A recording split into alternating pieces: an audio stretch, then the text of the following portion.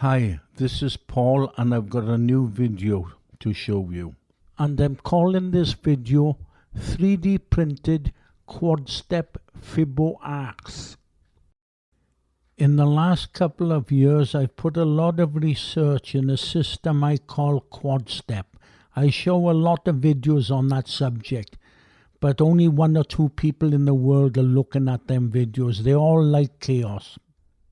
Now in front I'm showing you quad step rings, and they are a dual because otherwise they interfere with each other because it's not 3-dimensional. Now if these were fitted as a cone it would be perfect, but they are not, so that is why there's a dual. Now in the last couple of weeks I've been working on a system I call Fibolinker. And what it is that I found that the quarter section of a ring fits the Fibonacci sequence. Now what I've done, I've 3D printed these arcs, 90-degree arcs, from these full rings. And I'm getting some really good results.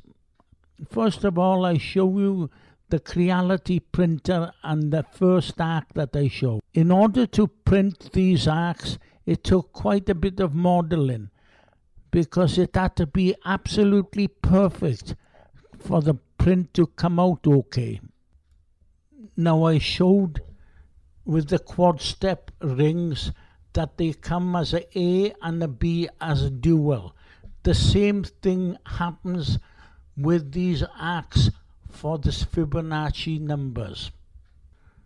Now look what we have in front. We have the 5 and the 13 and the 21 Fibonacci numbers, and notice the arcs are the equal spacing between the 3. Okay, let's take a look at the 8, 21 and 34 arcs. Now these 3 arcs are like a dual to the 5, 13 and 21 arcs. And if you look, the 8, 21 and 34 arcs are the equal distance apart also. Isn't that something? Okay, now I'm going to put all these arcs together and make a spiral. Okay, I think we have a decent spiral here from the 3D printer, but this is a 2-dimensional spiral. The thing is, we need to work on the Z-axis because the shells are really complicated looking. Now all of this arc geometry comes out of the dual quad step ring system that I show, but the 34 arc comes out of the 136 ring, and that doesn't show it here. I decided to make a drawing to see the measurements between these gaps. Now if you take a look at the illustration in front, I show the diameter of the rings. I also show the measurements between 8, 21 and 34, and I also show the measurements between 5, 13 and 21.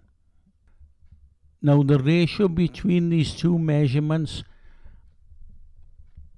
is 0.614, but this is 2-dimension. If we were back into the 3-dimension, it would probably be spot on golden ratio.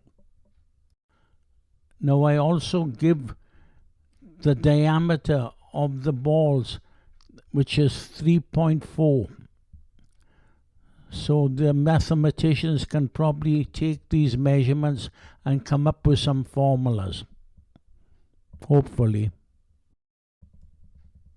There's one more thing. If you look at the 5, 13 and 21, notice that the quad step works out perfect. Red to start and red to finish on the 3 arcs. Isn't that something? What beats me is that I've been showing quad step for about 3 or 4 years now, and not one academic has ever mentioned the word quad-step ball system. They've all given it the cold shoulder. What a bunch.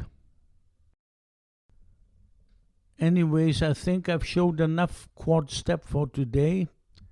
So this is Paul saying thank you very much to the people that think order is a lot better than working with chaos.